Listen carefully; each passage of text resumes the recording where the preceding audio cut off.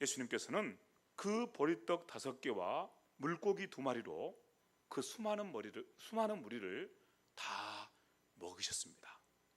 다 먹이시고 남은 조각들을 버리지 말고 거두라고 말씀하셨는데 12바구니에 차도록 그렇게 풍성하게 먹고도, 배부르게 먹고도 음식이 남았다고 말씀하고 있습니다.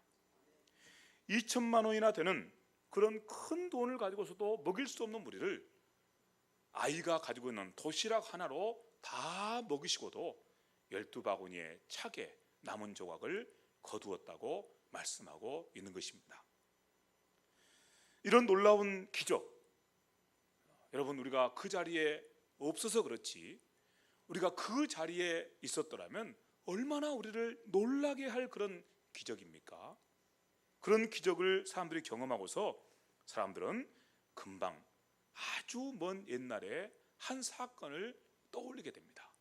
그것은 바로 그들의 조상 이스라엘 백성들이 출애굽, 애굽에서 나와서 광야를 지날 때, 광야에 아무것도 먹을 것이 없죠.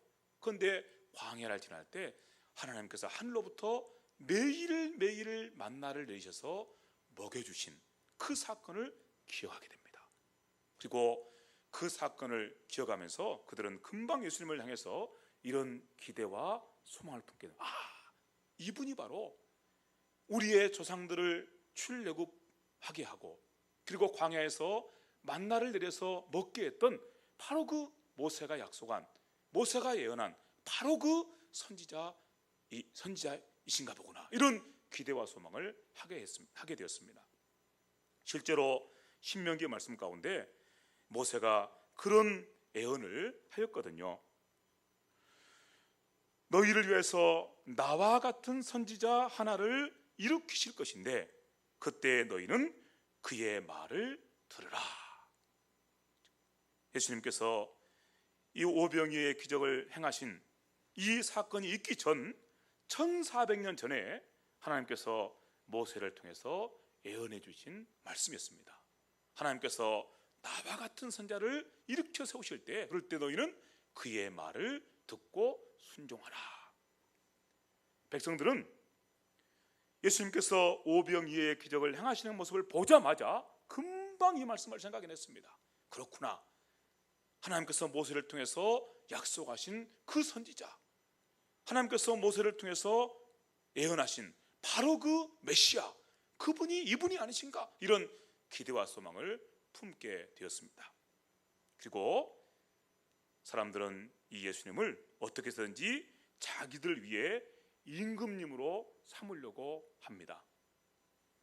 사람들이 예수님께 나와서 억지로 예수님을 자기들 위해 임금님으로 삼으려고 했다고 성경은 말씀하고 있습니다. 그런데 예수님께서는 어찌된 일인지 그렇게 예수님을 사람들이 임금님으로 삼으려고 함에도 불구하고 그 사람들을 피해서 산으로 혼자서 가셨다고 말씀하고 있습니다. 왜 예수님께서는 혼자서 사람들을 피해서 산으로 가셨던 것일까요? 예수님께서는 사람들의 속마음을 알고 계셨기 때문입니다. 사람들은 그 속마음에 어떤 마음을 품고 있습니까? 그것은 바로 그들이 떡을 먹고 배불렀기 때문에 그들 속에 오직 떡을 구하는 마음, 양식을 구하는 마음, 그 한 가지 마음밖에 없었다는 것을 예수님께서는 알고 계셨습니다. 앞서 우리가 말씀을 나눴던 것처럼 사람들은 분명히 오병이어의 기적을 행하시는 예수님의 모습을 보면서 하나님께서 모세를 통해서 예언하신 그 예언의 말씀을 생각해냈습니다. 그리고 예수님을 향해서 기대와 소망을 품기도 하였습니다. 저분이 바로 하나님께서 약속하신 그 선지자이신가, 저분이 바로 하나님께 약속하신 그 메시아이신가 기대하고 소망했습니다. 그런데 그들의 기대와 소망과는 또 다른 모습으로 그들의 속마음 저 깊은 데는 예수님께서 메시아이신가, 예수님께서 정말로 세상을 구원하신 그분이신가 라고 하는 그런 기대보다는 저분에게 붙어 있으면, 저분을 우리의 왕으로 모시면 우리가 굶지는 않겠구나, 우리의 양식의 문제는 걱정하지 않겠구나, 이런 마음이 그들의 마음 가운데 더 컸다는 사실입니다. 아무도 그것을 알지 못했지만 예수님은 그들의 속마음을 알고 계셨습니다. 그래서 예수님께서는 사람들이 자기를 임금 삼으려고 몰려오는 모습을 보시고 그들을 피해서 산으로 가시는 것입니다. 제가 왜 이 말씀을 드리는가 하면, 여러분, 우리가 너무나도 잘 알고 있는 것처럼 예수님께서는 진짜로 임금님이 되시려고 세상에 오셨습니다. 만왕의 왕으로, 만주의 주로 그렇게 세상 가운데 참된 하나님 나라를 세우시려고, 참된 하나님 나라의 주가 되셔서 세상 가운데 하나님 나라를 선물해 주려고 세상에 오셨습니다. 예수님께서는 진짜로 임금님이 되고 싶으셨습니다. 그런데 예수님께서는 사람들이 자기를 임금님 삼으려고 하는 모습 보고 산으로 피해 가신 것입니다. 왜 그랬다고요? 그들의 마음속에 진짜 예수님을 자기들의 임금님으로, 주님으로 모시려는 마음이 없다는 것을 알고 계셨기 때문입니다. 그들의 마음속에는 예수님을 통해서 뭘 얻으려고만 한 것이죠? 떡을 얻으려고, 양식을 얻으려고, 오직 그 마음 한 가지뿐이었습니다.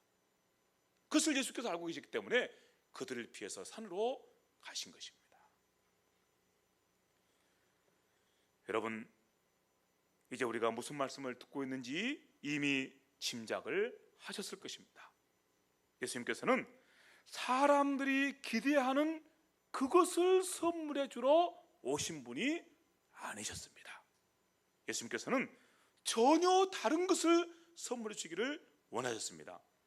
사람들은 먼 옛날 자기들의 조상들이 광야길을 가면서 양식이 없는 그 땅을 지나가면서 하늘로부터 쏟아지는 만나, 곧 하늘로부터 쏟아지는 양식을 먹었던 것을 기억하면서 예수님께 나왔지만, 예수님께서는 그런 양식 말고 생명의 양식, 생명의 떡을 주시기를 원하셨다는 사실입니다. 예수님께서 직접 그 말씀을 하시는 말씀 우리가 만나게 됩니다. 우리가 지금 함께 읽고 있는 요한복음 6장 48절에 나오는 말씀입니다. 내가 곧 생명의 떡이니라. 너희는 너희의 조상들이 광야에서 먹었던 만나를 내게 기대하고 있구나. 그런데 너희가 기대하는 그런 만나 말고 내가 바로 너희에게 생명의 떡이다 하고 말씀하십니다. 50절에 이렇게 말씀하시죠. 이는 하늘에서 내려오는 떡이니 사람으로 하여금 먹고 죽지 아니하게 하는 떡이다 하고 말씀하십니다. 옛날 이스라엘 백성들은 광야에서 정말 경험할 수 없는 그런 놀라운 경험을 했습니다.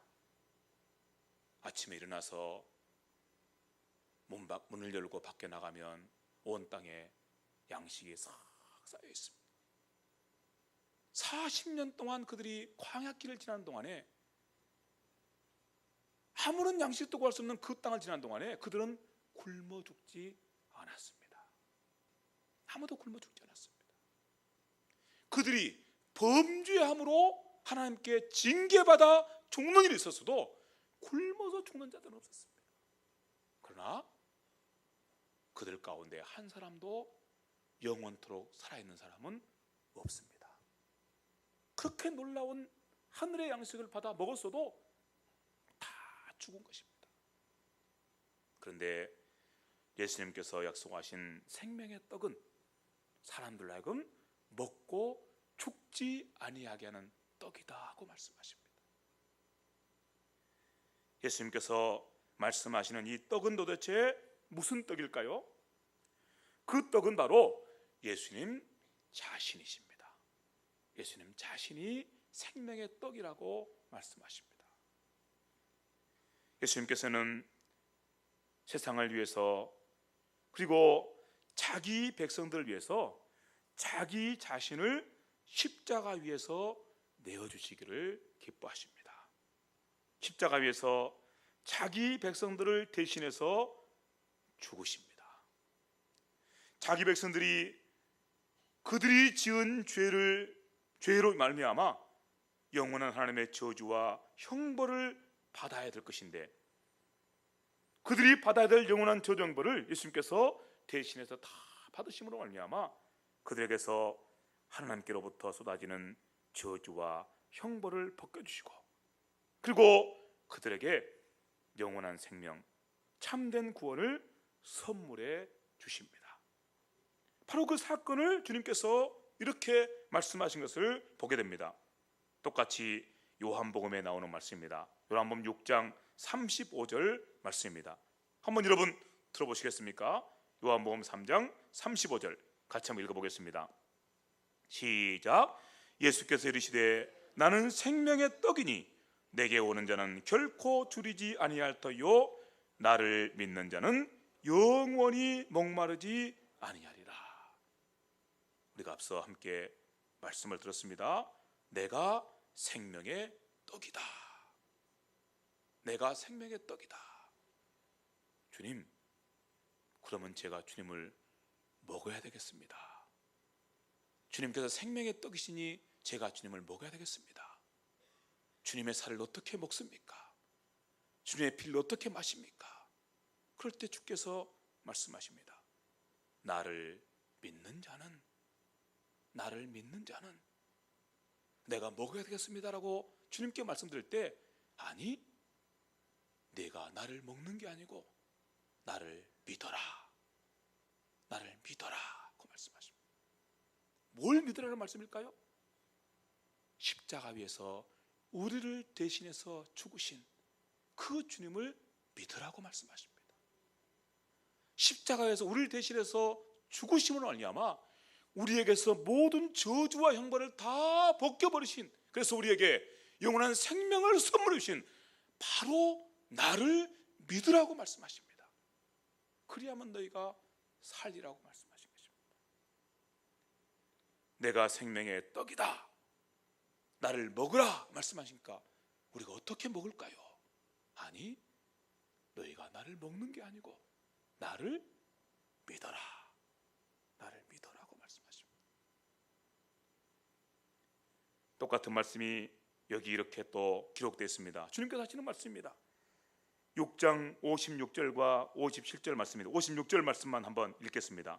같이 한번 읽어보실까요? 56절 시작.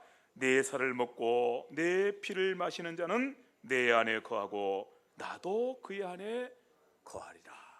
내 살을 먹고 내 피를 마시는 자는 내 안에 거하리라. 여러분, 어디서 많이 들어본 말씀 아닙니까? 예수님을 믿는 자는 누구 안에 있습니까? 주님 안에. 예수님을 믿는 것은 누구를 자기 안에 모신 것입니까? 주님을 자기 안에 모시는 일입니다. 그래서 여기 말씀이 이렇게 우리가 함께 읽을 수 있습니다. 나를 믿는 자는, 내 살을 먹고 내 피를 마시는 자는 내 안에 거하고 나도 그 안에 거하리라는 말씀이 이렇게 바뀌어집니다.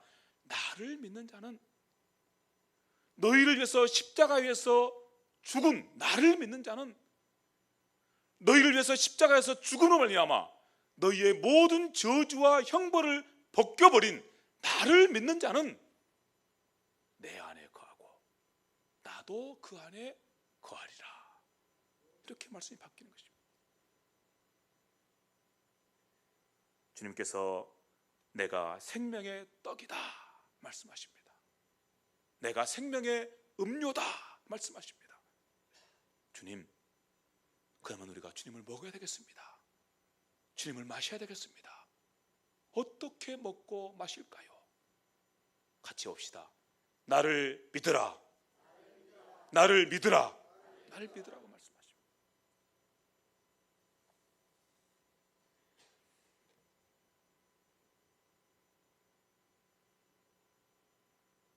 주님께서 십자가 위에서 이루신 놀라운 구원의 비밀을 우리는 알고 있습니다.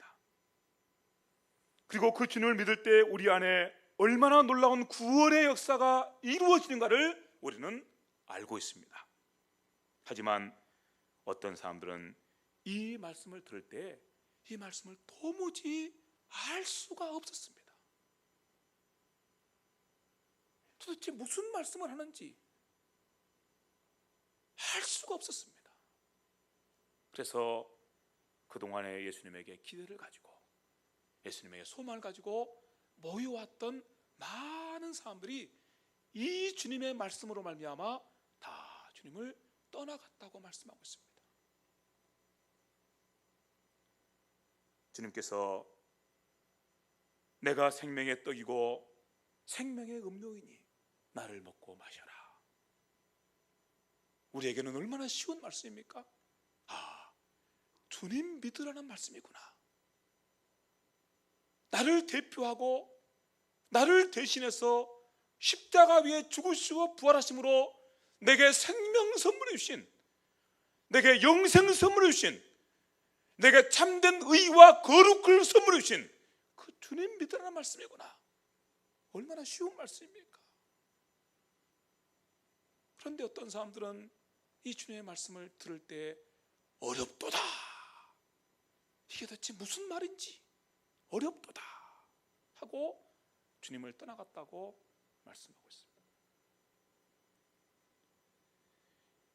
우리를 참으로 슬프게 하는 말씀이 여기에 있습니다. 제자 중 여럿이 듣고 말하되, 성경의 표현이 참 재밌습니다. 제자 중 여럿이 듣고 말하되, 그냥 한번 들어보려고 모여온 사람들이 아닙니다. 주님 얼굴 한번 보려고 온 사람들이 아닙니다. 제자 중 여럿이 주님의 이 말씀을 듣고 말하되, 오랫동안 주님을 따라다녔던 사람들입니다. 주님으로부터 그동안에 여러 가지 모양으로 교훈을 받고 양육을 받았던 사람들입니다. 그런데 그들 가운데 여럿이 말하기를 이 말씀은 어렵도다, 누가 이런 말씀을 들을 수 있겠는가 하고, 그때부터 그의 제자 중에서 많은 사람이 떠나가고 다시 그와 함께 다니지 아니하더라. 또 말씀이 참 재밌습니다. 나중에 다시 돌아왔다는 말씀이 없습니다. 다시 주님과 함께 다니지 아니하더라. 이해가 안 된 거죠. 이해가 안 된 것이죠.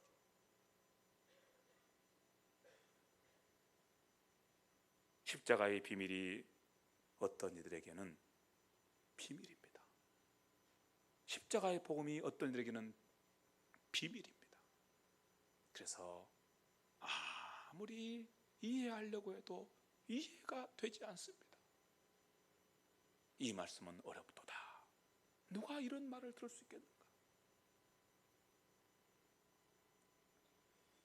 그러나 우리가 너무너무 잘 알고 함께 같이 고백한 것처럼 모든 사람들이 그런 것은 아닙니다. 모든 사람이 떠나간 것이 아닙니다. 주님께서 가까이 있는 제자들 향해서 물으십니다. 너희도 가겠느냐? 그때 베드로가 나서서 주님을 향해서 고백합니다. 주님, 영생의 말씀이 주께 있사온데 우리가 누구에게로 가겠습니까? 주님, 영생의 말씀이 주께 있는데 우리가 누구에게로 가겠습니까?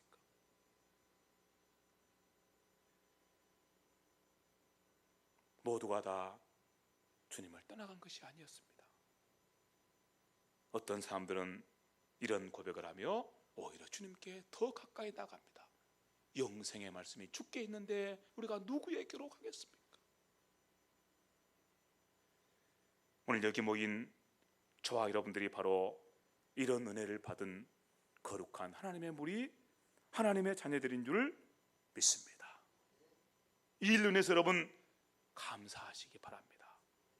여러분들은 하나님의 큰 은혜를 받았기 때문입니다. 하나님의 은혜가 아니면 아무도 여러분들처럼 될 수 없습니다. 내가 예수님을 믿으니까, 내가 예수님의 십자가를 믿는 믿음을 간직하고 그 믿음으로 살아가니까 모두가 다 그렇게 될 것처럼 생각돼도 아니다는 것입니다. 십자가의 복음을 들을 때 그 복음이 나를 감격하게 하고, 십자가의 복음을 들을 때 그 복음이 내 속에서 감격의 눈물이 되는 사람은 하나님의 큰 은혜를 받은 사람입니다. 이 은혜를 받은 여러분 자신의 모습으로 인해서 하나님께 감사하며 나가는 복된 이 시간이 될 수 있기를 간절히 바랍니다. 우리가 이렇게 함께 말씀을 나누다 보니 예수님께서 오병이어의 기적, 물고기 5마리와 이 떡덩이 5개와 물고기 2마리로 15,000명이나 되는 그 수많은 무리를 먹이시되 다 먹이시고 남은 조각이 12바구니나 차게 거두게 하신 이런 기적을 행하신 일, 이 일은 우리에게 한 가지 교훈을 주시기 위함이었습니다. 내가 생명의 떡이다. 내가 생명의 떡이다. 내가 십자가 위에서 이룬 이 구원의 일은 누구든지 믿는 자들을 차별 없이 구원할 수 있는 하나님의 능력이다. 모여온 사람들 중에 누구는 구원해 주시고, 능력이 부족해서 이제 끝났으니 돌아가시오, 양식이 떨어졌으니 돌아가시오가 아닙니다. 양식이 떨어졌으니 돌아가시오가 아닙니다. 주님께서 십자가 위에서 이루신 구원 사건은 그런 사건이 아닙니다.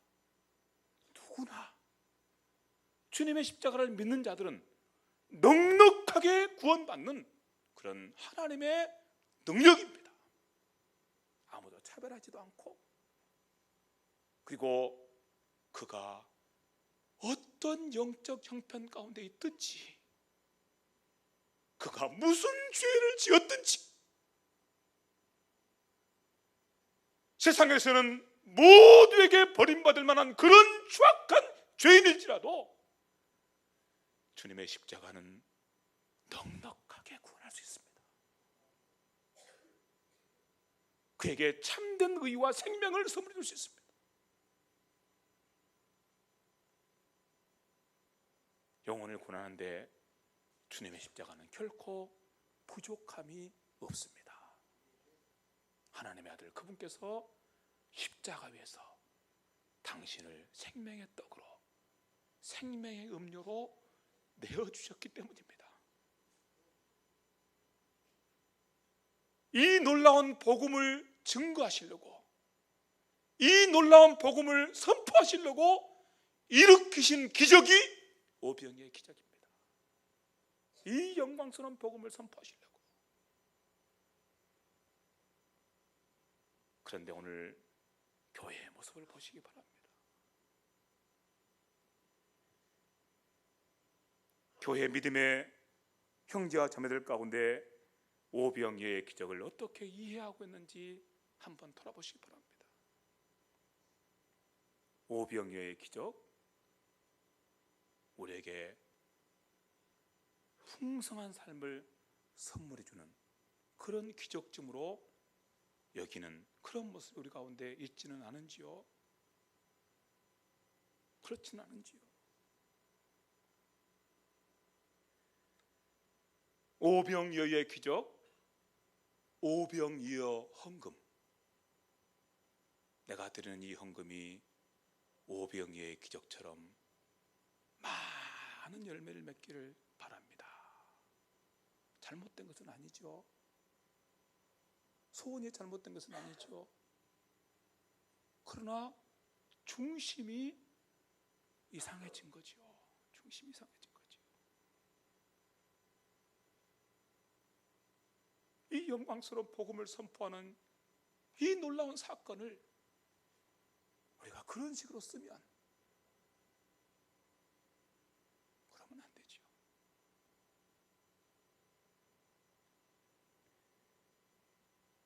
우리의 삶 속에 오병이의 기적과 같은 놀라운 기적이 일어나기를 소망하는 마음, 참 귀한 마음입니다. 내가 드리는 작은 헌신이 오병이어처럼 놀라운 열매 맺기를 소망하는 마음, 참 귀한 마음입니다. 그렇지만 오병이어의 기적의 사건이 왜 성경에 있는지, 이 말씀을 통해서 주님께서 무엇을 우리에게 말씀하시고 싶어 하시는지, 그것을 모른 채 그저 오병이어의 기적이 나타나기를 소원하는 그런 것들로 이해하겠다면 주님의 십자가를 부끄럽게 하는 그런 모습 아니겠습니까? 기억하시기 바랍니다. 주님께서 십자가 위에서, 하나님의 아들께서 십자가 위에서 우리를 위해 자신을 내어 주셨습니다. 내가 생명의 떡이다, 내가 생명의 음료다, 자신을 내어주시고 자신의 피를 쏟아주셨습니다. 그리고 그분께서 그렇게 십자가에서 우리를 위해서 그 구원의 일을 이루심으로 말미암아 그 주님을 믿는 누구나 구원받게 됩니다. 누구나 하나님의 자녀의 권세를 얻게 됩니다. 아무도 주님의 십자가 믿는 믿음 때문에 실족하거나 넘어지는 자 없습니다. 주님의 십자가는 우리를 구원하시는 하나님의 능력이기 때문입니다.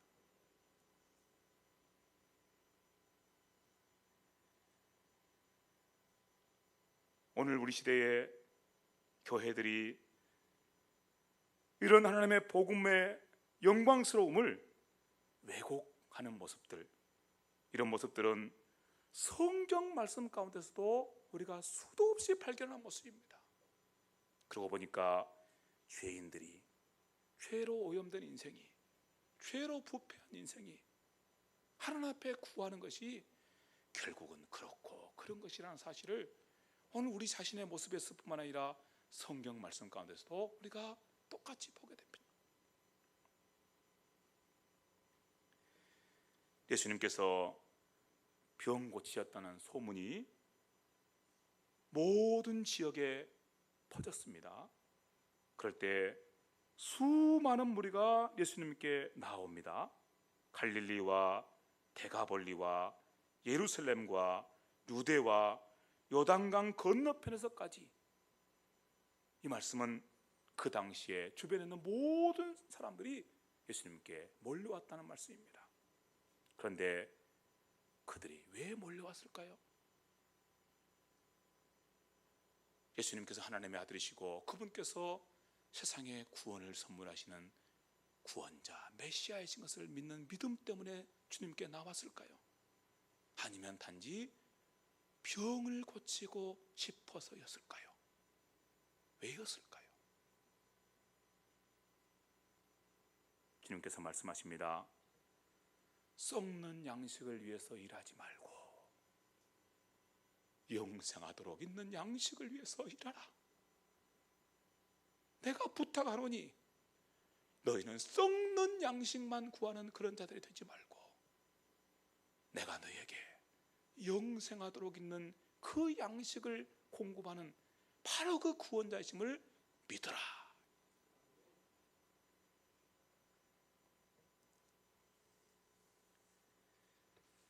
예수님께서 십자가를 지시기 위해서 예루살렘으로 들어가실 때에 그때 얼마나 많은 사람들이 예수님을 영접했습니까?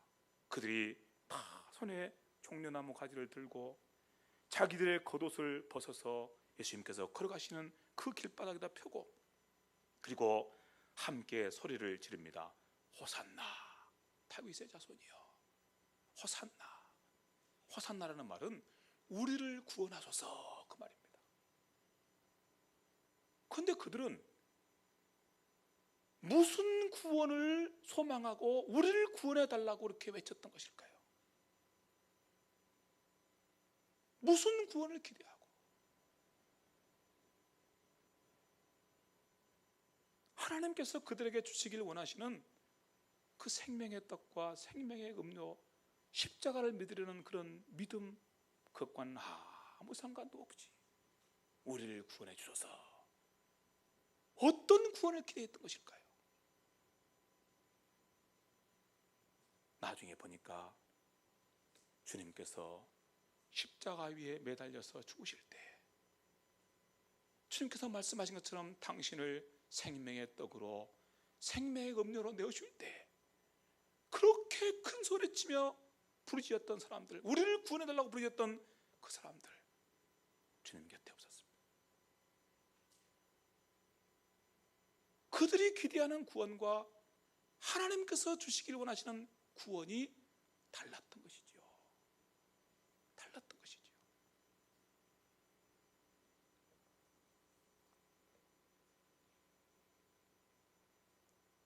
여러분, 전도자가 사람들에게 주려는 것과 전도를 받는 사람들이 전도자를 통해서 받으려고 하는 것, 너무너무 다릅니다. 우리는 그런 예를 성경 말씀 가운데서 보게 됩니다. 사도행전에 나오는 말씀인데, 마술사 시몬이라는 사람이, 이 사람 마술을 행하는 사람이에요. 이 사람 무당입니다. 쉽게 말하면 무당이에요. 무당 일을 하던 시몬이라는 사람이 사도들이 그가 사는 동네에 와서 복음을 증거하고, 그렇게 복음을 증거할 때 그 복음을 믿음으로 받는 분들 가운데 성령님께서 오시는 모습을 보았습니다. 보았을 때 이 마술하는 사람 시몬, 무당질 하던 시몬, 그래서 뭔가 야 여기에 뭐가 있구나 하고 관심 가지고 와서 지켜보던 시몬, 그 마음 가운데 번뜩 한 가지 생각이 떠올랐습니다. 야 저거 내가 그동안에 마술을 행하면서, 내가 그동안에 무당일을 행하면서 행하던 그 어떤 기적하고도 비교가 안 되는구나. 야 저건 내가 가지면 되겠다. 저건 내가 붙잡으면 되겠다. 저것 붙잡으면 내가 큰 돈 벌겠다. 지금까지 그가 마술을 행하면서 무당이라면서 많은 돈을 벌었지만 사도들이 복음을 전하고 복음을 전하는 그 현장에 성령께서 오시는 그 사건과는 비교가 안 됐던 것입니다. 그래서 그가 이런 소원을 품고 베드로에게 찾아가서 말합니다. 제가 많은 돈을 드리겠습니다. 돈을 얼마 드릴까요? 얼마든지 달라는 대로 드리겠습니다. 그러니 당신들이 행하는 그 기적 나도 행할 수 있도록, 내가 누구를 위해서 당신들처럼 성령 오시기를 기도하면 그에게 성령님께서 오시는 그런 능력 나한테도 좀 주시오. 여러분,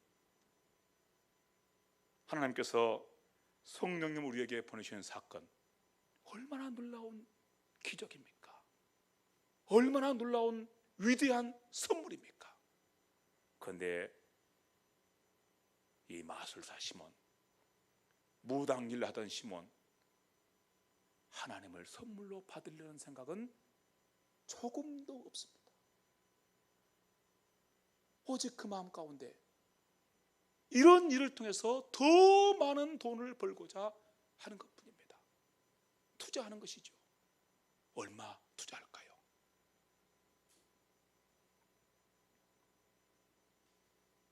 그때 베드로 사도를 통해서 시몬이 저주받은 말씀이 여기 있습니다.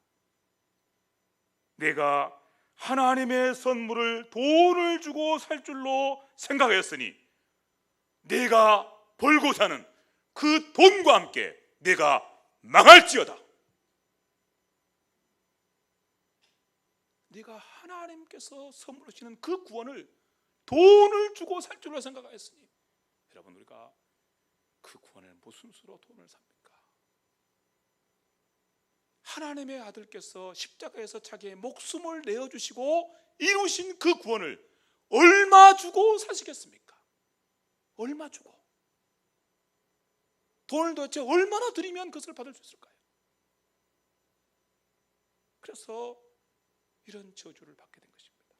네가 그런 생각을 품고 그렇게 하고 있으니 네가 구하는 그 돈과 함께 망할지어다. 이런 일이 여기만 있는 것이 아닙니다. 또 있습니다. 인생들의 모습이 다 그런 거예요. 모습이. 사도 바울이 복음을 전하다가 감옥에 갇혔습니다. 그때 유대의 총독의 이름이 벨릭스입니다. 이 벨릭스가 사도 바울이 2년 동안 감옥에 갇혀 있는 동안에 늘 불러서 말을 듣습니다. 무슨 말을 들었을까요? 네가 전하는 게 도대체 뭐냐? 네가 도대체 왜 여기 감옥에 와 있느냐? 무슨 예수 전하다 감옥에 와 있다면서 그 말이 도대체 뭐냐? 그걸 듣겠다고 바울을 자꾸 감옥에서 불러서 그 말씀을 듣습니다. 당연히 바울은 얼마나 복음 전하기 귀한, 복음 전하기 좋은 그런 기회입니까? 그래서 의와 절제와 장차 오는 심판에 대해서, 그리고 주님의 십자가에 대해서 담대하게 선포하고 증거했지요. 그랬더니 벨릭스가 이런 바울을 감옥으로 다시 돌려보냅니다. 그런데 벨릭스가 그것으로 끝내는 것이 아니에요.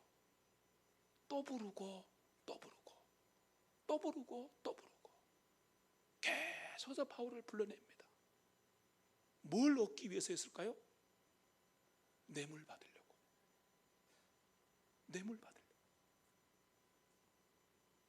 돈 좀 얻어보려고.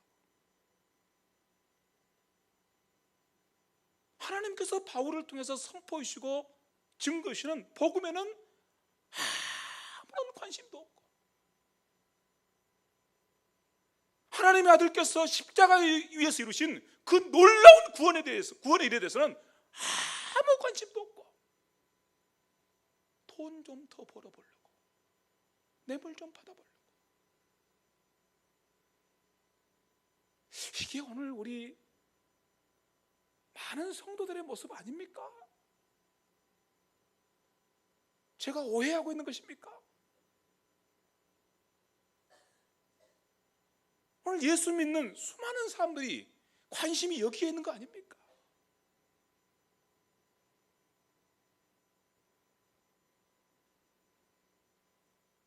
이런 말씀을 나누면 참 슬픈 것이, 슬퍼지는 거예요. 하나님께 도대체 무슨 일을 하셨는데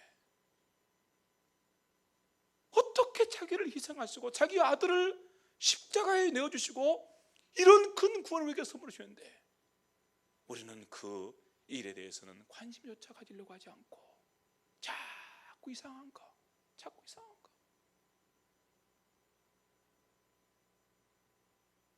영생하도록 있는 양식에 대해서는 자꾸 무감각하고 썩을 양식에만 온통 눈독을 들이고 있는 우리의 모습.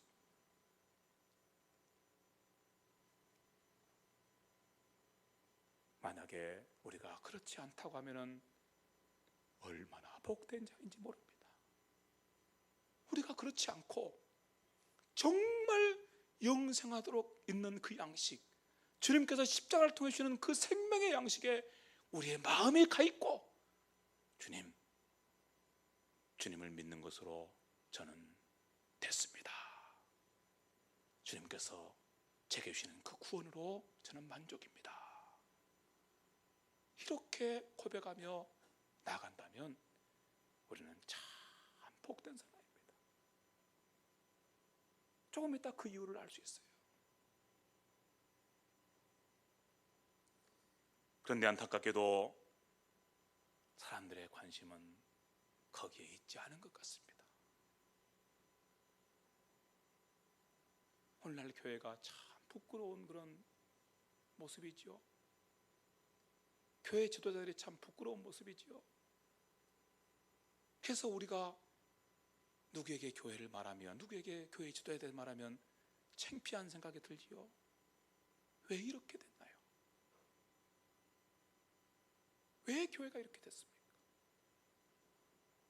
왜 교회 지도자들이 이렇게 됐고 성들이 이렇게 됐습니까? 이유는 한 가지입니다. 주님께서 말씀하신 대로 영생하도록 있는 양식, 생명의 떡, 생명의 음료가 되시는 예수님에게 마음을 두기보다도 다른 데에 마음을 두기 때문입니다. 그게 원인입니다. 그래서 여러분의 교회가, 여러분이 속해 있는 교회가 진짜 영광스러운 교회로 회복이 되어서 세상 가운데 빛으로 나타나는 그 복된 모습을 보고 싶으시거든. 그래서 우리 교회는 이런 교회라고 진짜 자랑하고 싶으시거든. 여러분, 이런 소원을 품으세요. 주님, 우리 교회 가운데 이 십자가와 부활의 복음이 바로 선포되고, 그래서 우리 교회 속한 모든 형제와 자매들이 생명의 떡이 되시고 생명의 음료가 되시는 예수님에게 마음이 가 있게 하여 주시옵소서. 이것 말고 해답이 없습니다. 우리는 이것 말고 다른 것으로 자꾸 해답을 찾으려고 해요. 그거 해답 아닙니다. 이것 말고 해답이 없습니다.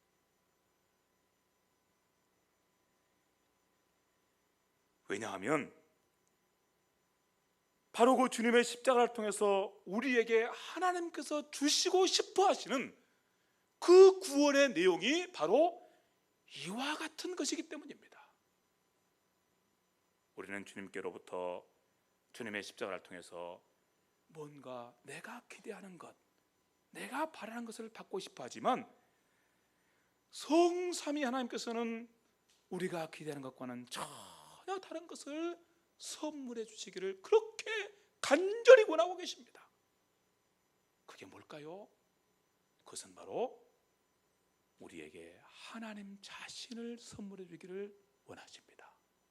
하나님 자신을. 우리는 하나님 말고 돈이 더 급합니다. 하나님 말고 높은 자리가 더 급합니다. 하나님 말고 내 자식이 더 급합니다. 하나님 말고 내 남편이 내 아내가 더 급합니다. 이렇게 하는데 하나님께서는 말씀하시지, 아니야, 그거 아니야. 내가 너에게 진짜 주고 싶은 것은 나를 너희에게 주고 싶어. 내가 너희와 함께 살고 싶어. 이게 주님의 말씀입니다. 이게 하나님께서 주신 구원입니다. 여기 이런 말씀이 있습니다. 여러분 한번 성경 말씀을 직접 찾아서 읽어보시도록 합시다. 데살로니가 전서 5장 10절 말씀입니다. 데살로니가 전서 5장 10절. 찾기 어려우신 분들은 앞에 화면을 보셔도 좋겠습니다. 같이 한번 읽겠습니다. 시작. 예수께서 우리를 위하여 죽으사 우리로 하여금 깨어있든지 자든지 자기와 함께 살게 하려 하셨느니라. 자기와 함께 살게 하려 하셨느니라.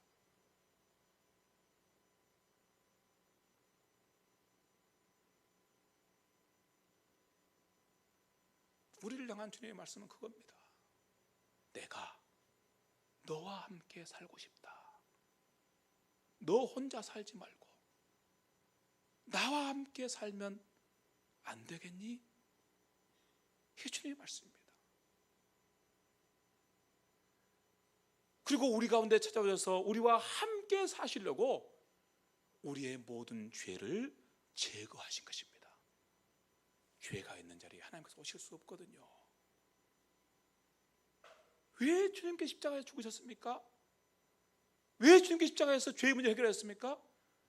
나와 함께 살고 싶으셔서. 나와 함께 살고 싶으셔서. 죄가 있으면 하나님께서 오실 수 없으시거든요. 기억하십시오. 우리는 주님을 향해서, 하나님을 향해서 내가 주님을 믿으니, 내가 하나님을 믿으니 이것 주십시오, 이것 주십시오, 이것 주십시오라고 말씀드리지만 하나님께서는 그래, 내가 나를 너에게 줄게, 내가 나를 너에게 줄게, 나와 함께 살자 라고 말씀하십니다.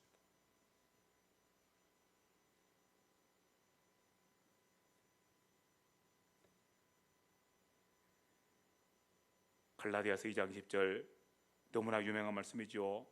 오직 내 안에 그리스도께서 사신 것이다. 예수님의 십자가를 믿고 구원받은 사도 바울의 고백입니다. 오직 내 안에 그리스도께서 사신 것이다.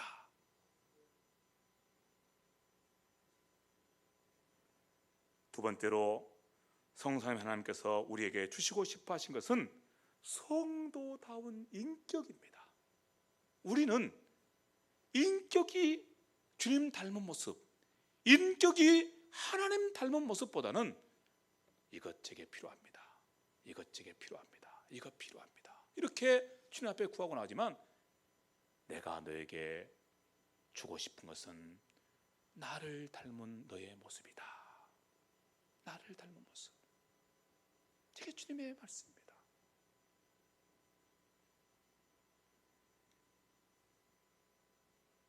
이런 말씀 우리는 성경 말씀 가운데서 이렇게 발견하게 됩니다. 베드로전서에 나오는 말씀입니다. 내가 거룩하니 너희도 거룩할지어다. 이 말씀 베드로전서에만 나오는 말씀이 아니고 구약 성경에도 나오는 말씀입니다. 내가 거룩하니 너희도 거룩할지어다. 한결같이 주님께서는, 하나님께서는 하나님 닮은 우리를 원하십니다. 에베소서 5장 1절 말씀에 이렇게 말씀합니다. 사랑을 받은 자녀같이 너희는 하나님을 본받는 자가 되라. 하나님을 본받는 자가 되라. 하나님을 본받는 자가 되라. 하나님을 본받는 자가 되라.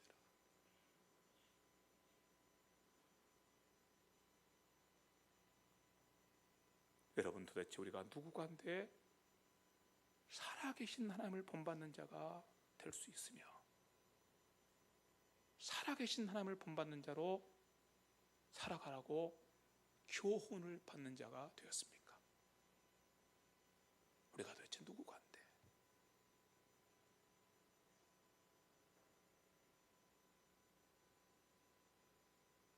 하나님께서 얼마나 크신 분이신 줄 여러분 아십니까? 그분께서 얼마나 거룩하신 분이신 줄 아십니까? 그분께서 얼마나 완전하신 분이신 줄 아십니까? 그런데 너희는 나를 본받는 자가 되라. 내가 거룩한 것처럼 너희도 거룩하고 내가 완전한 것처럼 너희도 완전하라고 말씀하시는 그런 말씀을 듣는 자가 되었습니다.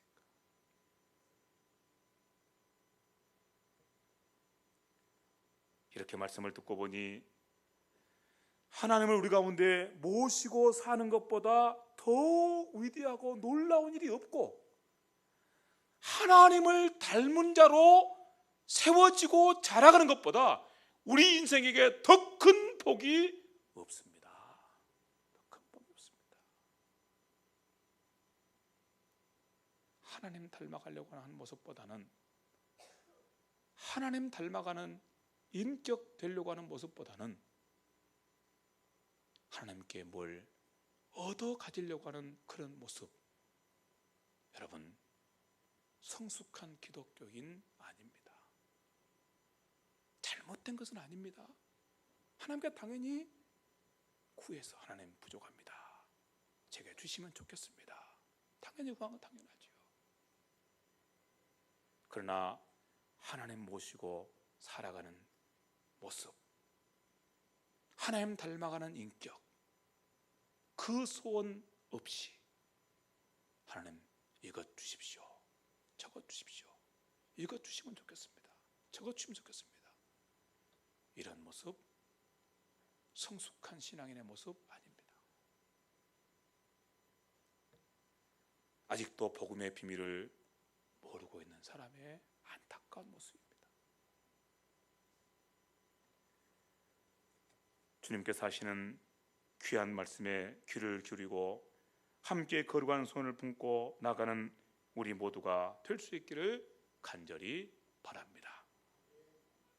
하나님 모시고 살아가는 성도의 모습, 하나님 본받아 살아가는 성도의 모습, 바로 그 모습을 주님께서는 보시기를 원하시고 바로 그 모습을 통해서 영광을 받으시기를 원하십니다.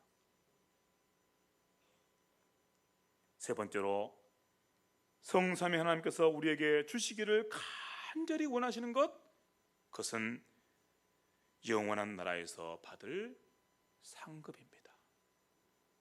영원한 나라에서 받을 상급. 우리는 늘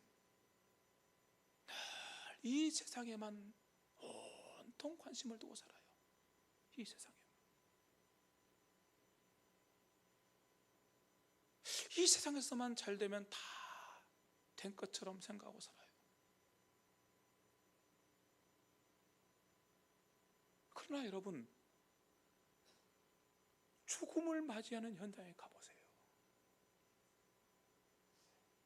이 세상에만 소망을 두고 살아가는 인생이 얼마나 비참한 마지막을 맞는지, 죽음을 경험하는 현장에 가보세요.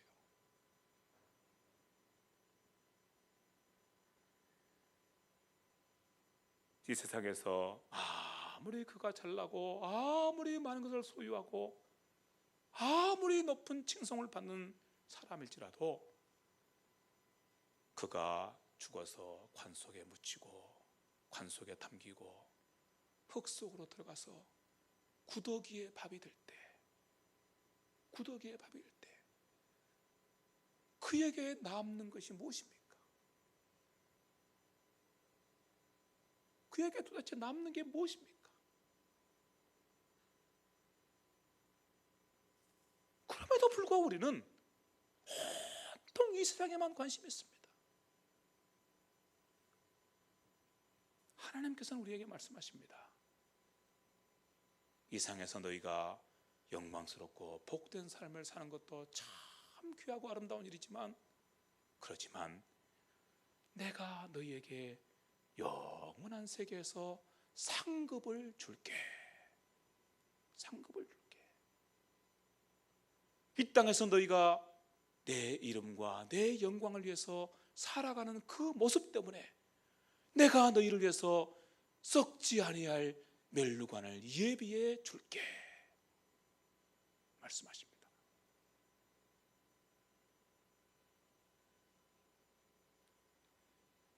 이 땅에 사는 사람들은 하나님 모시고 살아가는 일 관심 없습니다. 이 땅에 사는 사람들은 영원한 세계에서 하나님께서 우리를 위해서 예비하신 멸류관, 상급 관심 없습니다. 이 땅에 사는 사람들은 하나님의 인격을 닮아서, 예수님의 인격을 닮아서 어찌하든지 예수님 닮은 모습이, 하나님 닮은 모습이 내 모든 성품 가운데, 내 모든 말과 행실 가운데 온전하게 나타나기를 소망하며 한 걸음 한 걸음 그렇게 걸어가는 그 일 관심 없습니다. 그러나 오늘 저와 여러분은 다릅니다. 오늘 저와 여러분은 다릅니다.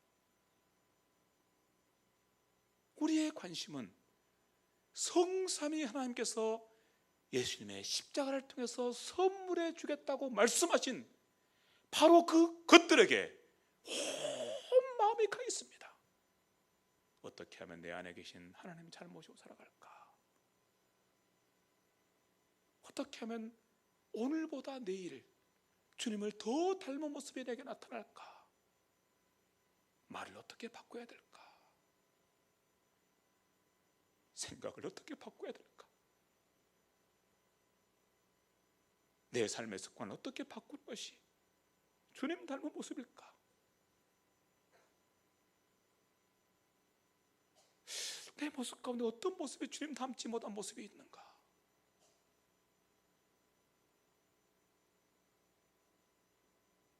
여기에 온 마음이 가 있는 사람,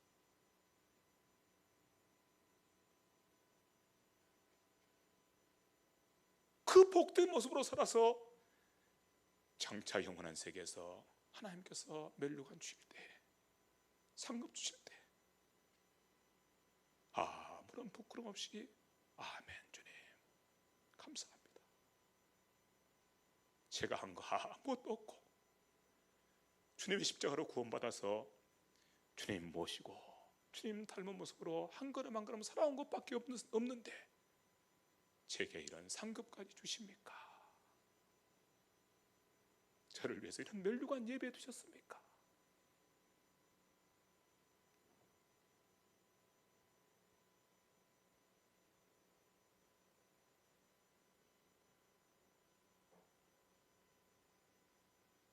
이런 사람 주님께서 보기를 원하십니다. 그리고 오늘 우리가 바로 그 사람들입니다. 부족하지만 하나님의 은혜가 우리 가운데 일하고 성령께서 우리 가운데 일하심을 말미암아 우리가 그 길을 걸어가고 있으니 함께 감사하시고,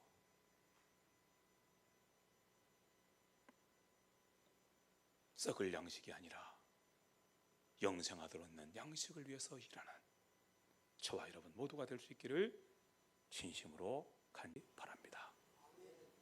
주님의 은혜가 함께하기를 사모합시다.